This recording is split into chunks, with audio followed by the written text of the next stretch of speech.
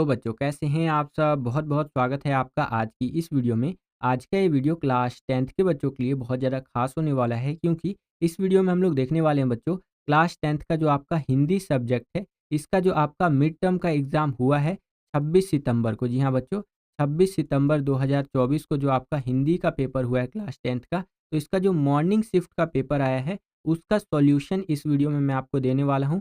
पूरा आपको official answer की के साथ बताऊँगा कि किस क्वेश्चन का आंसर आपको किस तरह से लिखना था। ठीक है बच्चों? तो चलिए वीडियो में आगे बढ़ते हैं और अपने आंसर्स को देखते हैं और आपको एक आइडिया भी लग जाएगा कि आपने कितने आंसर सही किए हैं एग्ज़ाम में और कितने गलत किए हैं, ठीक है? लेकिन वीडियो में आगे बढ़ने से पहले मैं आप सभी बच्चों को एक जो है सो कि ओसवाल पब्लिशर्स की तरफ से जो मोस्ट लाइकली क्वेश्चन बैंक आता है, उससे इंट्रोड्यूस करवाना चाहूँगा और ये मेरी तरफ से हाइली रिकमेंडेड है आप सभी बच्चों के लिए। अगर आप अपने बोर्ड एग्ज़ाम्स में 95 प्लस स्कोर करना चाहते हैं, मैं ओवरऑल परसेंटेज की बात कर रहा हूँ, ठीक है? तो आप ओसवाल पब्लिशर्स की तरफ से आने वाले मोस्ट लाइकली क्वेश्चन बैंक्स को ले सकते हैं। एक बारी मैं आपको एक डेमो भी दिखा देता हूँ। यहाँ पर आप देख सकते हैं, ये जो आपकी स्क्रीन पर 3 पिक्चर्स दिख रही हैं, ये फ्रंट पेज है, जो ओसवाल पब्लिशर्स की तरफ से मोस्ट लाइकली क्वेश्चन बैंक आता है उसका, ठीक है? इन क्वेश्चन बैंक्स के अंदर आपको क्या देखने को मिलेगा? जैसे एग्ज़ाम्पल के लिए मैं यहाँ पर जो अभी आपका नेक्स्ट एग्ज़ाम होने वाला है, जो मैथ का एग्ज़ाम होने वाला है, ठीक है? तो उसकी बात कर लेता हूँ। जैसे ये मैथ स्टैंडर्ड का मोस्ट लाइकली क्वेश्चन बैंक है, मैथ्स बेसिक का भी मिल जाएगा, आप जाकर के एक बार चेक कर लीजिएगा, ठीक है? लिंक डिस्क्रिप्शन में है। तो इसमें आपको मिलेगा क्या? तो आपको यहाँ पर कंप्लीट एक्सप्लेनेशंस मिलेंगी, जितने भी एमसीक्यू हैं, इम्पोर्टेंट एमसीक्यू, केस बेस्ड जो क्वेश्चंस है, प्रीवियस ईयर के जो बोर्ड एग्ज़ाम्स के इम्पोर्टेंट क्वेश्चंस होते हैं, वो देखने को मिलेंगे। और ध्यान रखिएगा, इसमें ऐसे क्वेश्चंस है बच्चों, जिनके एग्ज़ाम में आने की संभावना बहुत ज़्यादा रहती है, ठीक है? तो आपको बहुत ज़्यादा हेल्प करेंगे ये क्वेश्चन बैंक्स, ठीक है? और सेशन एंड रीजनिंग जो बेस्ड क्वेश्चंस होते हैं वो है, ठीक है? इस तरह से ये तो आपका मैथ्स स्टैंडर्ड का हो गया, इसी तरह से इंग्लिश लैंग्वेज एंड लिटरेचर का मिल जाएगा आपको, ठीक है? साइंस का मिल जाएगा एंड अदर सब्जेक्ट के भी क्वेश्चन बैंक्स आपको मिल जाएँगे, ठीक है? ये आप ले लीजिए और अपने एग्ज़ाम्स की तैयारी को और बेहतर बनाइए, ये मेरी तरफ से हाइली रिकमेंडेड है बच्चों, ठीक है? और इनको लेने के लिए सिंपली डिस्क्रिप्शन में मैंने लिंक दे दिया है, उस पर आपको क्लिक करना है और वहाँ से जाकर के आप परचेज़ कर सकते हैं और आप उन बच्चों की कैटेगरी में आ सकते हैं, जो अपने बोर्ड एग्ज़ाम्स में 95 प्लस स्कोर करते हैं। क्योंकि सीबीएसई की तरफ से जो क्वेश्चन बैंक जारी किया जाता है, उसी के अंदर से काफ़ी सारे क्वेश्चंस आपके एग्ज़ाम में आ जाते हैं। तो ये तो और भी जो है एक अच्छा वर्ज़न आप कह सकते हैं, ठीक है? जिसके अंदर आपको बहुत तरह के क्वेश्चंस देखने को मिल जाएँगे, ठीक है? तो आप सभी इनको ले सकते हैं और अपने एग्ज़ाम्स की तैयारी को और बेहतर बना सकते हैं। ठीक है बच्चों? चलिए आगे चलते हैं और अपने आंसर की को चलिए देखते हैं क्वेश्चंस को और उनके आंसर को। ये सामान्य निर्देश वगैरह दिया गया है, ये देख सकते हैं। अच्छा, अब हम लोग आ गए हैं यहाँ पर अपने खंड क यानी सेक्शन ए के अंदर और यहाँ पर पहला क्वेश्चन कह रहा है निम्नलिखित गद्यांश को ध्यानपूर्वक पढ़कर उस पर आधारित प्रश्नों के उत्तर लिखिए। तो चलिए देख लेते हैं। ये आपका गद्यांश दिया गया था, यहाँ पर आप देख सकते हैं और इसके बेसिस पर जो हमसे क्वेश्चंस पूछे जा रहे हैं, उनको हम लोग यहाँ पर सॉल्व करते हैं बच्चों, ठीक है? तो चलिए देखते हैं एक-एक करके। यहाँ पर पहला क्वेश्चन है कि गांधी जी के द्वारा स्वयं पत्र प्रकाशित करने का क्या कारण था? तो गांधी जी जो है स्वयं पत्र प्रकाशित करते थे क्योंकि अपने विचारों को बिना किसी बाधा के जन-जन तक पहुँचाना चाहते थे। ठीक है? तो सी वाला ऑप्शन आपका करेक्ट हो जाएगा। नेक्स्ट, गांधी जी ने जब इंडियन ओपिनियन का संपादन सँभाला उस समय क्या था? तो उस समय बच्चों इंडियन ओपिनियन को छापने से बहुत नुकसान हो रहा था। ठीक है? उस टाइम पे इन्होंने जो है सो कि इंडियन ओपिनियन का जो सो कि जो संपादन होता है ये उन्होंने सँभाला था। नेक्स्ट, यहाँ पर अभिकथन और कारण वाला है बेसिकली, ठीक है? तो यहाँ पर आपका करेक्ट आंसर हो जाएगा, ये जो ए वाला ऑप्शन है ये करेक्ट हो जाएगा यहाँ, ठीक है? नेक्स्ट क्वेश्चन देखिए यहाँ पर क्या है कि पत्र में छपने के लिए जाने वाले लेख सप्ताह में किस दिन तक कंपोज़ कर लिए जाते हैं? तो ये जो होते हैं बच्चों, ये शुक्रवार तक कंपोज़ कर लिए जाते हैं। कब तक कर लिए जाते हैं? शुक्रवार तक, ठीक है बच्चों? तो यहाँ पर इसका आंसर हो जाएगा शुक्रवार। नेक्स्ट क्वेश्चन देखिए, छापे खाने में एक भी वेतन भोगी कर्मचारी या चपरासी को नहीं रखना गांधी जी के किस विचार को दर्शाता है? तो इसका आंसर मैं आपको दिखा देता हूँ बच्चों। ये गांधी जी के इस विचार को दर्शाता है, ये आप अपनी स्क्रीन पर देख सकते हैं कि आश्रम वासियों द्वारा स्वयं को सारे कार्य करना, समानता और श्रम का महत्व है। ठीक है? तो इस तरह से यहाँ पर आपको लिखना था। ओके, आगे चलते हैं। अब हमारा यहाँ पर आ गया दूसरा क्वेश्चन कि निम्नलिखित काव्यांश को ध्यानपूर्वक पढ़कर उस पर आधारित प्रश्नों के उत्तर लिखिए। ठीक है, तो ये आपका काव्यांश दिया गया है, वीडियो पॉज करके आप इसको रीड कर सकते हैं। ठीक है, ये आप अपनी स्क्रीन पर देख सकते हैं बच्चों।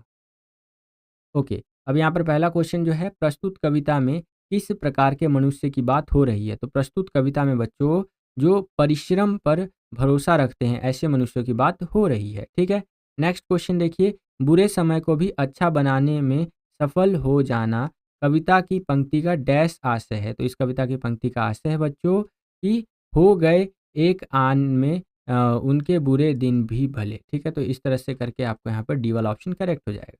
नेक्स्ट ये कथन कारण वाला है, तो यहाँ पे आप देख सकते हैं, और जो सी वाला ऑप्शन है ये करेक्ट आंसर हो जाएगा बच्चों। अगला क्वेश्चन, आजकल करते हुए दिन गंवाने से मनुष्य का लक्ष्य किस प्रकार प्रभावित हो सकता है? ठीक है, तो इनके आंसर्स मैं दिखा देता हूँ आपको, ये प्रीवियस आंसर्स देख सकते हैं, और यहाँ पर देखिए लक्ष्य में असफलता हो जाना ये हो सकता है। ठीक है बच्चों, अगला क्वेश्चन है, कविता में व्यक्त किन्हीं दो गुणों का उल्लेख कीजिए जो मनुष्य के सफलता प्राप्त करने के लिए आवश्यक है। तो यहाँ पर हो जाएगा आपका ये परिश्रम पर भरोसा करना या साहसी होना, बुरा भला बदलने की इच्छा शक्ति रखना। ठीक है, कोई दो आपको बताना है। ओके बच्चों, चलिए, वीडियो अगर आपको पसंद आ रहा है तो वीडियो को लाइक करते चलिएगा। आपका एक लाइक हमें बहुत ज़्यादा मोटिवेट करता है इसी तरह की वीडियोस को बनाने के लिए। ठीक है, आगे चलते हैं। अब हम लोग आ गए हैं खंड ख के अंदर, जो कि व्यावहारिक व्याकरण वाला रहने वाला है। ठीक है, यहाँ पर देख लेते हैं क्वेश्चन को। पहला क्वेश्चन है यहाँ पर, निर्देशानुसार रचना के आधार पर वाक्य भेद पर आधारित 5 प्रश्नों में से किन्हीं 4 के उत्तर दीजिए। ठीक है, तो 5 में से 4 के उत्तर देने हैं। पहला है, ध्यान से देखने पर पाया कि चश्मा दूसरा है। ठीक है, ध्यान से देखने पर पाया कि चश्मा दूसरा, ये क्या है? ये मिश्रित वाक्य है। ठीक है, अगला यहाँ पर देखिए वाक्य भेद मैंने बता दिया, मिश्रित वाक्य है, और बाकी आप यहाँ पर देख सकते हैं। इनके आंसर्स मैं आपको दिखा देता हूँ थर्ड क्वेश्चन के। तो ये आप अपनी स्क्रीन पर देख सकते हैं, थर्ड क्वेश्चन के आंसर यहाँ पर आपको देखने को मिल रहे हैं बच्चों। ओके, चलिए आगे चलते हैं। अगला क्वेश्चन है, निर्देशानुसार वाक्य पर आधारित 5 प्रश्नों में से किन्हीं 4 के उत्तर दीजिए। तो ये क्वेश्चंस देख सकते हैं आप अपनी स्क्रीन पर, और इनका आंसर मैं आपको दिखा देता हूँ, ये आप अपनी स्क्रीन पर देख सकते हैं बच्चों। ठीक है, चलिए परफेक्ट, आगे चलते हैं।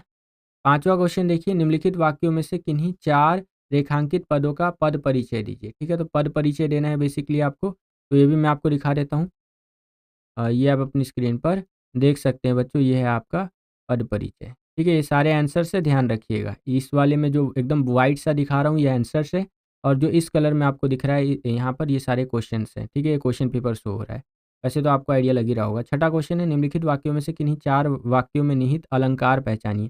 तो यहाँ पर आपको अलंकार पहचानना है, ये देख सकते हैं क्वेश्चन है आपकी स्क्रीन पर, और आंसर्स मैं दिखा देता हूँ। देखिए ये रहा अलंकार, जैसे क में मानवीकरण है, फिर उपमा है, उत्प्रेक्षा है, रूपक और अतिशयोक्ति है, ये अलंकार से बच्चों, ये आप अपनी स्क्रीन पर देख सकते हैं। ठीक है, चलिए अब हम लोग आ गए हैं खंड ग के अंदर, सेक्शन सी में, जो कि पाठ्य पुस्तक और पूरक पाठ्य पुस्तक से संबंधित होने वाला है। यहाँ पर देखिए आपको गद्यांश दिया गया है, इसको पढ़ना है, ये आप अपनी स्क्रीन पर देख सकते हैं। इस तरह से ये दिया गया है आपको। ठीक है, ओके, तो इससे रिलेटेड यहाँ पर क्वेश्चंस देख सकते हैं। जैसे पहला क्वेश्चन है कि गृहस्थ होते हुए भी बाल गोविंद भगत साधु क्यों थे? ठीक है, तो इसका आंसर मैं आपको दिखा देता हूँ, क्योंकि उनका आचरण संत महात्मा जैसा था। ठीक है, तो यहाँ पर सी वाला ऑप्शन आपका करेक्ट आंसर हो जाएगा। नेक्स्ट क्वेश्चन, कबीर को साहब मानना बाल गोविंद भगत की कबीर के प्रति डैश का परिचायक है। ठीक है, तो यहाँ पर हो जाएगा श्रद्धा बच्चों। ठीक है, ये जो आपका ए वाला ऑप्शन है करेक्ट हो जाएगा। नेक्स्ट क्वेश्चन, खरा व्यवहार रखते, यहाँ खरा से आशय है, यहाँ खरा से क्या आशय है बच्चों? तो सच्चा व्यवहार रखना। ठीक है, ये आपका करेक्ट आंसर हो जाएगा। नेक्स्ट क्वेश्चन देखिए, बाल गोविंद भगत खेत में उपजने वाले अनाज पर पहला हक किसका मानते थे? ठीक है, तो खेत में उपजने वाले अनाज पर जो हक मानते थे वो ये जो है वो कबीर के दरबार का मानते थे। ठीक है, इस तरह से यहाँ पर आपका हो जाएगा कबीर का दरबार। ठीक है, अगला क्वेश्चन देखिए, उपयुक्त गद्यांश के आधार पर बाल गोविंद भगत की विशेषताएं हो सकती हैं। क्या विशेषताएं हो सकती है? तो सरल, अनुशासन प्रिय और आदर्शवादी। ठीक है, तो ये आपका करेक्ट आंसर हो जाएगा, सरल, अनुशासन प्रिय और आदर्शवादी। नेक्स्ट, गद्य पाठों के आधार पर निम्नलिखित 4 में से किन्हीं 3 प्रश्नों के उत्तर 25 से 30 शब्दों में आपको लिखने हैं। ठीक है, ये क्वेश्चंस देख लीजिए यहाँ पर, और इनके आंसर्स मैं आपको दिखा देता हूँ बच्चों। ये आप अपनी स्क्रीन पर देख सकते हैं, आंसर्स इस तरह से आपको लिखते हुए चलना था। ठीक है, चलिए परफेक्ट, आगे चलते हैं। 9वां क्वेश्चन देखिए, निम्नलिखित पठित पद्यांश पर आधारित बहुविकल्पीय प्रश्नों के सर्वाधिक उपयुक्त विकल्प चुन करके लिखने हैं आपको, ठीक है। तो इस तरह से दिया गया है, ये आप अपनी स्क्रीन पर देख सकते हैं बच्चों, ठीक है। इससे रिलेटेड क्वेश्चंस यहाँ पर आप देख सकते हैं और इनके आंसर्स भी मैं आपको दिखा देता हूँ। तो ये रहे क्वेश्चंस हमारे और 9वें के आंसर्स ये आप अपनी स्क्रीन पर देख सकते हैं। 9th क्वेश्चंस के ये रहे आपकी स्क्रीन पर आंसर्स बच्चों, ठीक है। अगेन बोल रहा हूँ, वीडियो पसंद आ रहा है तो लाइक कीजिएगा, चैनल पर नए हैं तो सब्सक्राइब जरूर कर लीजिएगा। इसी तरह की वीडियोस हम डालते रहते हैं चैनल पे, जिससे कि आपके एग्जाम्स की तैयारी बहुत अच्छे से हो सके। 10वां क्वेश्चन देखिए, पद्य पाठों के आधार पर निम्नलिखित 4 प्रश्नों में से किन्हीं 3 प्रश्नों के उत्तर 25 से 30 शब्दों में लिखिए। तो यहाँ पर देखिए क्वेश्चन है आपकी स्क्रीन पर, ठीक है, और आंसर ये आप अपनी स्क्रीन पर देख सकते हैं, ठीक है। ये आंसर की वाला है, ऑफिशियल जो आंसर किया है वहाँ पर मैं आपको आंसर्स दिखा रहा हूँ बच्चों, ठीक है।